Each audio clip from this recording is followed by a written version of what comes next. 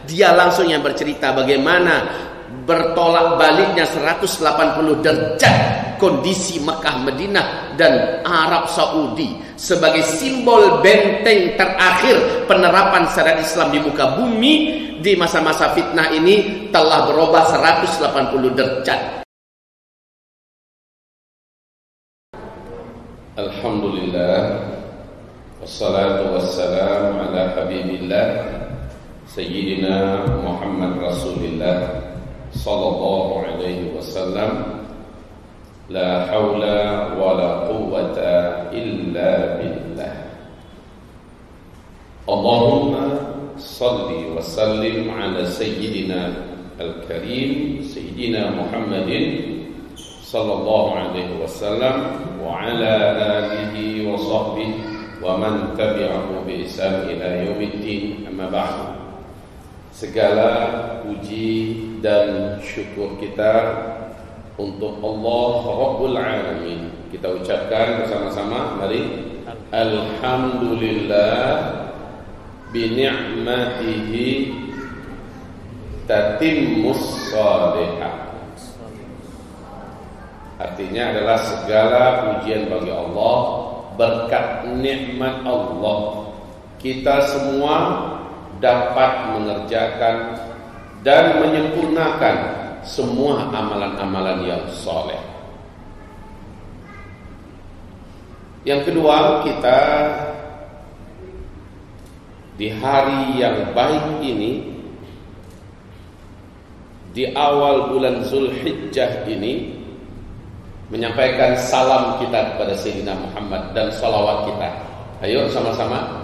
Allahumma salli ala Sayyidina Muhammad wa ala ali Sayyidina Muhammad kama sallaita ala Sayyidina Ibrahim wa ala ali Sayyidina Ibrahim wa barik ala Sayyidina Muhammad wa ala ali Sayyidina Muhammad kama barakta ala Sayyidina Ibrahim wa ala ali Sayyidina Ibrahim fil alamin innaka hamidum majid.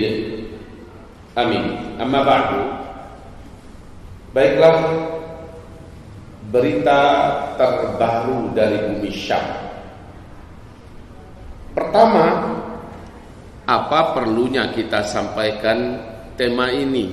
Hubungannya dengan kita itu apa?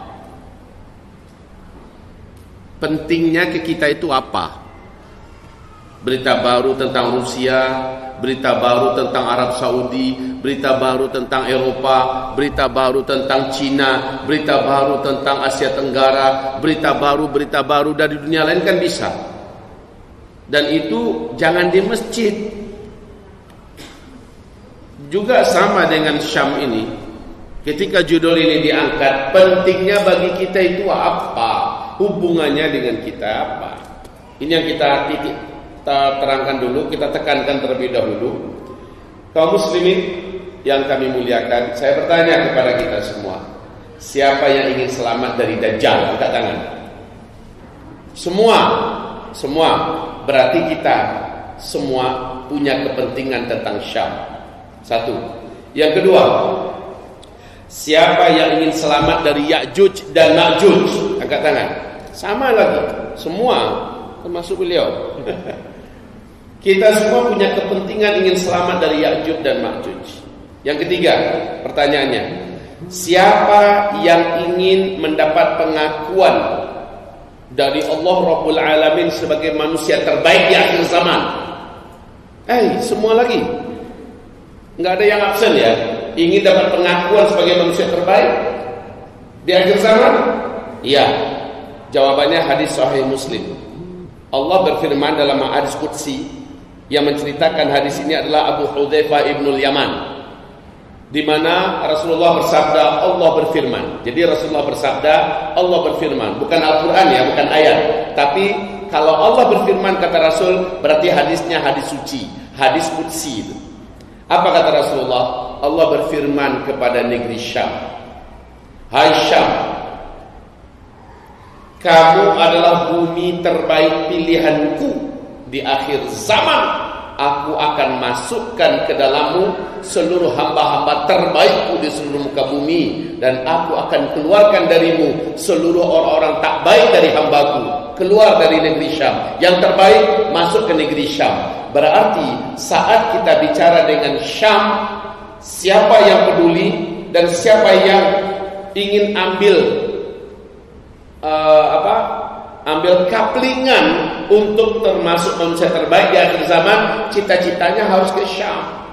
Sebab yang akan boleh masuk ke Syam menurut hadis ini hanyalah hamba Allah yang terbaik. Hanya hamba Allah yang terpilih. Dan Allah akan keluarkan dari negeri Syam di akhir zaman ini makhluk-makhluk Allah yang menurut Allah tak baik. Allah keluarkan dengan apapun cara, dia keluar. Yang terbaik Allah akan masukkan nanti, gimana pun caranya. Mungkin kita tak berduit sekarang, kita tak punya paspor, nggak ngerti bahasa Arab, ya. Mungkin saja kita ini apalah, kita ini siapalah, tapi menurut Allah kita hambanya yang pantas untuk dimasukkan oleh Allah ke Syam, pasti nyampe ke Syam. Pasti nyampe ke Syam.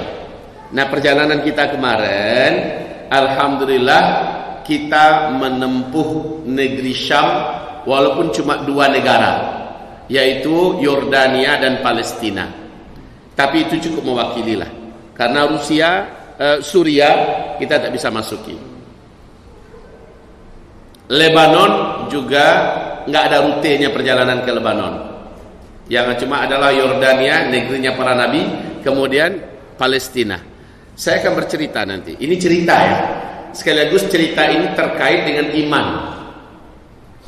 Makanya siapa yang mendengarkan kajian pada siang hari ini dianggap yang beruntung, langsung live, langsung menyaksikan dan punya harapan, lalu mencocokkan diri, memantaskan diri untuk menjadi salah satu hamba Allah yang terbaik, yang terpilih untuk ditarik oleh Allah ke negeri Syam bila mau.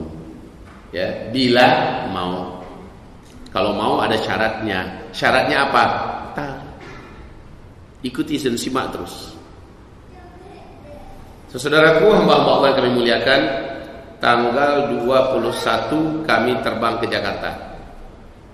Saya tak menyangka, saya pikir jamaah yang akan berangkat kurang lebih 65 orang, itu pikiran saya ya. Sampai saya di Jakarta, kami menginap di Hotel Anara di Terminal 3. Itu hotel yang memang disiapkan oleh Bandara 3, hotelnya spesial dan harganya juga spesial. Nginap kami di situ, malamnya kami manasik umroh. Peserta ternyata lebih 130 orang. Ya Allah, ini yang akan saya bimbing, ini yang akan saya pimpin nanti waktu melaksanakan ibadah. Saya kaget, saya pikir hanya berapa tadi? 65, berarti 2 kali lipatnya. 65 itu sudah 2 bus. Kalau 135 orang berarti sudah 4 bus. Parah ini. Kita sendirian. Namun alhamdulillah, namanya juga petarung lama dari tahun 1994 saya sudah ke Tanah Suci. Namanya kan petarung lama namanya itu. Ya, tiap tahun Allah izinkan kita ke sana. Dan berbagai macam jenis jamaah kita hadapi, jadi sudah terbiasalah. Hanya yang sebanyak itu mungkin baru yang kemarin. Alhamdulillah, tanggal kami menginap semalaman. Tengah malamnya kami pun safar ke Madinah dulu. Singkatnya langsung kami ke Madinah. Sebelumnya saya jumpa dengan salah seorang syekh kami di pesantren. Namanya Syekh Sa'ad bin Yaslam Al-Khambari. Beliau sudah hampir 2 tahun dengan kita di pesantren. Beliau dari Yaman. Beliau ini baru pulang dari umrah, ya, 3 bulan yang lalu. Apa katanya? Saya sedih, hati saya hancur berkeping-keping. Saya lihat Mekah Madinah bukan seperti yang saya kenal 2018 yang lalu. Demi Allah, kalau tidak ada Mekah Madinahnya, tidak ada kepentingan kita orang Islam datang lagi ke sana. Demi Allah, kalau tidak ada umroh dan hajinya, nggak usah masuk lagi ke situ. Itu kata beliau ya. Saya sebagai penganalisi tentang hadis fitnah akhir zaman, sebenarnya sih mengikuti berita-berita perkembangan demi perkembangan, tapi yang langsung pulang dari sana, dan itu Syekh Sa'ad sendiri, orang Yaman langsung, yang punya sahabat dengan syekh-syekh di Madinah, di Mekah dan sebagainya, dia langsung yang bercerita bagaimana bertolak baliknya 180 derajat kondisi Mekah, Madinah dan Arab Saudi sebagai simbol benteng terakhir penerapan syariat Islam di muka bumi di masa-masa fitnah ini telah berubah 180 derajat. Oke, saya manggut-manggut, dan ketika saya masuk ke Madinah, suasananya memang terasa beda. Auranya beda, tidak seperti tahun-tahun sebelumnya. Saya masuk ada rasa iman, saya masuk ada aura rohaniah yang masih suci. Tapi kemarin saya masuk, suasananya terasa keruh, auranya terasa nggak karu-karuan. Sesuatu rasanya nggak nyaman itu sangat kental di dalam hati ini. Ya, itu Madinah loh ya, Madinah, kota suci Nabi Muhammad, kota suci umat Islam. Di Madinah saya hanya 3 malam 4 hari. Lalu kami bertolak menuju Mekah. Di Mekah orang nggak banyak, saudaraku, bapak ibu sekalian, orang nggak banyak. Tetapi dibuat seolah-olah panik. Itu suasananya yang terbentuk. Orang nggak banyak. Di mana-mana jemaah yang saya perhatikan, jemaah Indonesia, kemana mata memandang jemaah Indonesia. Ada sedikit-sedikit orang-orang Malaysia, ya, tapi ya perbandingan 1:100 lah. Perbandingan kita dengan Malaysia itu, kita semua. Jadi karena 1,5 tahun atau mungkin 2 tahun ya, udah orang nggak umroh, sekali umroh membludak orang Indonesia semua isinya. Kemana-mana hidungnya mirip dengan kita semua. Ya. Orang dari luar negeri yang lain sak cuil, ya. Kemana-mana kita saja semua. Baik, orangnya nggak banyak, tapi dibuat panik. Yang buat panik siapa? Pengurus 2 tanah suci. Itu yang membuat panik. Diberi sekatan yang begitu banyak, dipersulit, dihalau ke sana, dihalau kemari. Saya lihat ini yang mengelola 2 tanah suci ini bukan lagi orang-orang beriman ini. Masa jamaah Allah yang harusnya dimuliakan, yang harusnya dipermudah, yang harusnya ini sudah beda. Gimana orang bisa susahin terus? Itu prinsipnya kayak gitu. Selagi masih bisa susahin terus. Di Mekah 2 kali lipat atau 3 kali lipat dibandingkan Madinah. Itu yang saya rasakan ya. Sampai-sampai kaum muslimin yang kami muliakan, kan ada 3-4 lantai itu Masjidil Haram ya. Untuk umrah seolah-olah kayak 1 lantai aja bisa dipakai. Sa'inya itu membludak kayak orang haji akbar. Sementara lantai bawah, lantai 3, lantai 4 ya, orang untuk naik ke atas itu susah, ke bawah juga dilarang.